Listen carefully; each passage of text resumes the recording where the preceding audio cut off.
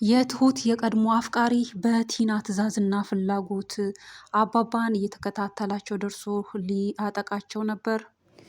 ቲና እንደ ልማዷ ለስለስ ብላ ካሌብ ፊት ቀርባ እንግዲህ ፍቺ ነው የምትፈልገው፣ ያንን ደግሞ እንፈጽማለን፣ ነገር ግን አንድ ነገር ፈልጋለው እያለች ነው። እሱም እንግዲህ ፍቺ ይፈልጋለው፣ እሺ፣ ነገር ግን አንድ ነገር ስትጠይቂ ካለ አንድ ምክንያት አይደለም፣ የሆነ ነገር ፈልገሽ ነው እያለ እንግዲህ በአትኩሮት እየተመለከተ ሲናገራትም ነበር።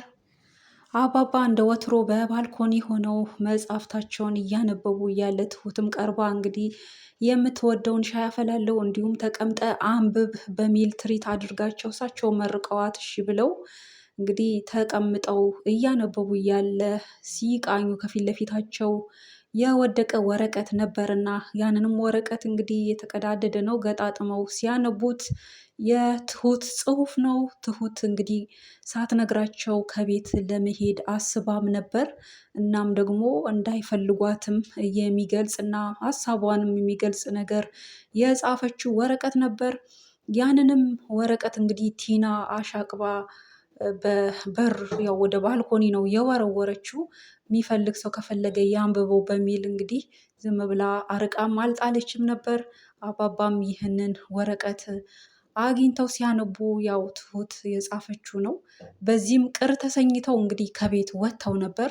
እሷም ያው ሻዩን አፍልታ ወደ ባልኮኒ ስትመጣ የሉም። ከዛም እንግዲህ አባባ እንደወጡ በዛው ቆዩ። እንግዲህ የእሳቸው መውጣትና መቆየትም ትሁትን በእጅጉ እያሳሰባት ነበር። ምክንያቱም እሷም ወጥታ ለመግባት እንግዲህ ከአሁን ከቅርብ ጊዜ ወዲህ ስጋት ሆኗል። የቀድሞ ፍቅረኛዋ ከክፍለ ሀገር እንግዲህ አዲስ አበባ ድረስ ያለችበት አካባቢ ድረስ አስሶ ደርሶ እንግዲህ እየተከታተላት ነው።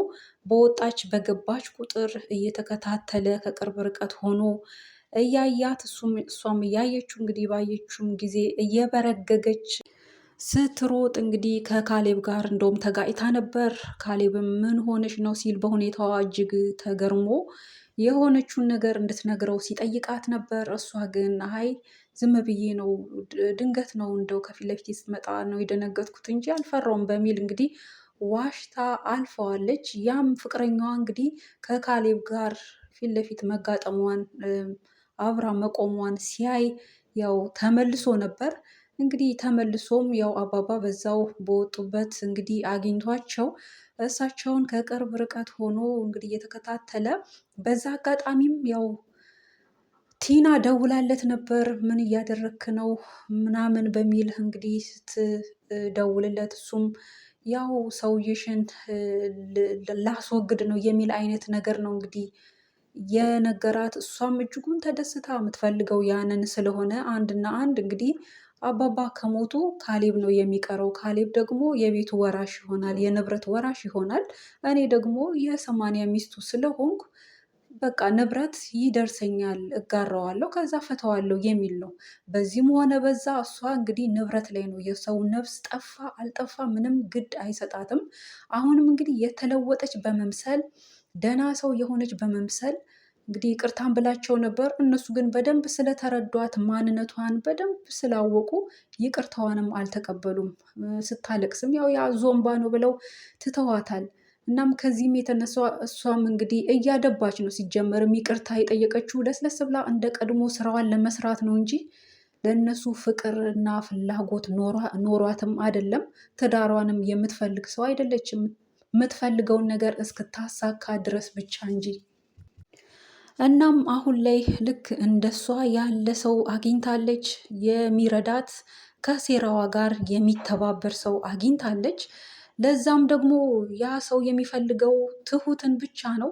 እሷ ደግሞ ትሁትን አሳልፎ ለመስጠት እንግዲህ አንደኛ ናት። ምንም ጥቅም እንኳን ባታገኝ የትሁትን ጉዳት የምትወድ ናት። ምክንያቱም ትሁትን እንደ ጠላቷ አድርጋ ስለምታይ በዛ ቤት ባለችበት ጊዜ ሁሉ እንደውም የምበቀላቸው አንደኛዋ ነው ዋነኛው የመጀመሪያው አንቺ ነሽም እያለች ትዝትባት ስለነበር አሁን ግን ጥቅምን የሚያስገኝ እንግዲህ በቀልም ስለሆነ ሲቀጥል ፍላጎቷም ስለሆነ ትሁትን አሳልፎ መስጠት እንግዲህ በደስታ ከልጁ ጋር ተስማምታለች። እናም ልጁም ደግሞ የጠየቀችው ያው ያ አጋቹን እንዲያስወግድላት የሚጠይቃትን ብር እንዳይጠይቅ እንዳያስጨንቃት ነበር። እሱንም እንግዲህ አጋቹን አግኝቶ አስወግዶላት ነበር። ድጋሚ ድርሽ እንዳይል አይነት አድርጎ አሯሩጦት ነበር።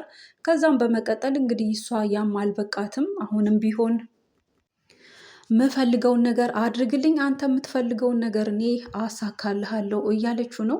እሱም የምትፈልጊውን አያደረግኩ አይደለም ወይ ምን ፈለግሽ ሌላ እያላት ነው። እሷ ደግሞ ያው አባባን አስወግድልኝ፣ ግደልልኝ ከዛ በኋላ ስትለው እሱ እንግዲህ እኔ ነፍስ ማጥፋት አልፈልግም፣ ነፍሰ ገዳይ አይደለውም የሚል ምላሽ ነበር እንግዲህ የሰጣት። ጥሩ ምላሽ ነበር የሰጣት። በኋላ ግን እንግዲህ ለምን እንደተስማማ ለምን ሀሳቡን እንደቀየረና አባባን ለማስወገድ ተከታትሎ እንግዲህ እንደሄደ እንግዲህ በቀጣይ ክፍል በዝርዝር ነው የምናየው። በመጀመሪያ ግን ያው ሀሳቡና እቅዱ የተስማማውም ከቲና ጋር ያን አጋቹን እንዳያስቸግራት ለማድረግ ነው። ያንን ደግሞ አድርጓል። በቀጣይ ደግሞ እሷ እንግዲህ አባባን ግደልልኝ ብላለች። በእሷ ሀሳብ ተስማምቶ አባባን ይገድላቸው ይሆን ወይስ? ሌላው እንግዲህ የትሁት የዋህነት ከልክ ያለፈ በጣም የሚገርም ነው። በዚህ ልክ ቲናን እያወቀቻት ከማንም በላይ የቲናን ክፋትና ልቧን በሙሉ በደንብ ተረድታ እያወቀች አሁን ላይ ግን ቲና ልትረዳት ልታጽናናት በቃ የእሷ የቅርብ ሰው ለመሆን ያስመሰለችውን ነገር አምና መቀበሏ እንግዲህ ለዚህ ሁሉ እንግዲህ እየዳረጋት ነው ማለት ነው። ማመኗ እሷን በዚህ ልክ ማመኗ ማቅረቧ እንግዲህ እንደተመለከትነው ቲና ትሁት እንደዛ ስቅስቅ ብላ ከአንጀቷ ስታለቅስ እንኳን አቅፋት የሚያጽናና መስላ በጎን እያሾፈች ነበር። ይህን ያህል በጭካኔ በክፋት የተሞላች ሰው ናት። እንግዲህ ይህን ያህል ታውቃታለች እሷም። አሁን ላይ ግን ያው ለድራማም ተብሎ ቢሆን በዚህ ልክ እንደዚህ መሆን የለበትም ባይ ነኝ። ምክንያቱም አባባም ቢሆን መታገት የለባቸውም። በእሷ በኩልም ሆነ በተዘዋዋሪም እንግዲህ የባለፈው መታገት ይበቃል። አሁንም እንግዲህ ያው ድራማውን ለማስረዘም ተብሎም ሊሆን ይችላል። መታገትም የለባቸውም። እሳቸው ላይ አሁን ምንም ነገር ሊደርስ አይገባም። በመሰረቱ በቀል ፈጸመችው በክፋት ተሞልታ አባባ ላይ ብዙ ግፍ ያደረሰችው ቲና ናት። አሁን የእሷ ጊዜ ነው መሆን የነበረበት። በመሰረቱ እሷ ናት አሳሯን ማየት ያለባት። አሁን ላይ እንግዲህ እሷ ናት የእጇን ማግኘት ያለባት። በተዘዋዋሪ እንግዲህ አባባ ምንም በማያውቁት ያውም በትሁት በኩል በመጣ ሰው እንግዲህ እሳቸው ምንም አይመለከታቸውም። በትሁት በኩልም ቢሆን ትሁትን የፈለገ ሰው ትሁትን ፌስ ቱ ፌስ ወይም ደግሞ ትሁትን እንግዲህ የቀረበው ወይ ደግሞ ትሁትን ያፈቅራል የተባለው ካሌብ ነው። አሁን ላይ ትሁትን እንግዲህ ፍቅሩን አልገለጸላትም እንጂ ይወዳታል፣ እሷም ትወደዋለች። ስለዚህ እንደው ከተባለም ማገትም ከተባለ መጉዳትም ከተባለ ካስፈለገ ትሁትን የቀረበ ሰው ነው። ምክንያቱም ትሁትን ነው እሱ የሚፈልገው። አባባን እንግዲህ ለቲና ብሎ እንደዛ ካደረገ እንግዲህ ድራማው ጥሩ አይመጣም ባይ ነኝ እኔ እንደ አንድ። ምክንያቱም እሳቸው እንግዲህ መልካም ሰው ናቸው። በዚህ ልክ መፈተንም የለባቸውም። ሌላው ካሌብ ትሁትን ባገኘው አጋጣሚ ሁሉ እንግዲህ ፍቅሩን ባይገልጽላትም ያው ደጋግሞ ይቅርታም እየጠየቃት ስላለፈው ነገር ይቅር በይኝ እያላትም ነው። እንዲሁም ደግሞ ቁጭ ብለን እናወራም አብረን ፊልም እንይ ምናምን በሚል እያቀራራ ባት ነው። እናም አባባም ያው ትወዳታለህ፣ አይንህ ላይ ጥርስ ላይ ፊት ላይ ሁሉ ይታያል፣ እንደው ይነበባል። ይልቁንስ ለምን ታፈቅራት ከሆነ አትገልጽላትም፣ ታፈቅራታለህ እያሉ እንግዲህ ግምታቸውን የተረዱትን ሲጠይቁት እሱም በእሳቸው ንግግር ተደናብሮም ነበር። አዎም ብሎም አላለም። ነገር ግን እንደሚወዳት የታወቀ ነው። ይህንን ንግግራቸውንም ያው ቲና ከበር ላይ ተለጥፋ ስትሰማቸው ነበር። ለዚህ ለትሁት ለቀድሞ ፍቅረኛዋም ስትነግረው ነበር። እንግዲህ ይህንንም ነው የምትፈልገው። ያው እሱ ይበልጥ እንዲያደባ ለነገር እንዲነሳሳ የሚያደርግ ነገር ስታሳብቅ ነበር። ካሌብ ትሁትን እንደሚወዳት ስትገልጽለት ነበር የሰማችውን። እሱም እጅግን ደንፍቶ ነበር፣ በጣም ተናዶ ነበር። አይኑን ነው ጎልጉዬ ማወጣው፣ እንደዚህ ነው ማረገው፣ ገድለዋለሁ እያለ ሲል ነበር። እሷ ካሌብም ቢሞት ማንም ቢሞት እንግዲህ እሷ ደንታዋ አይደለም።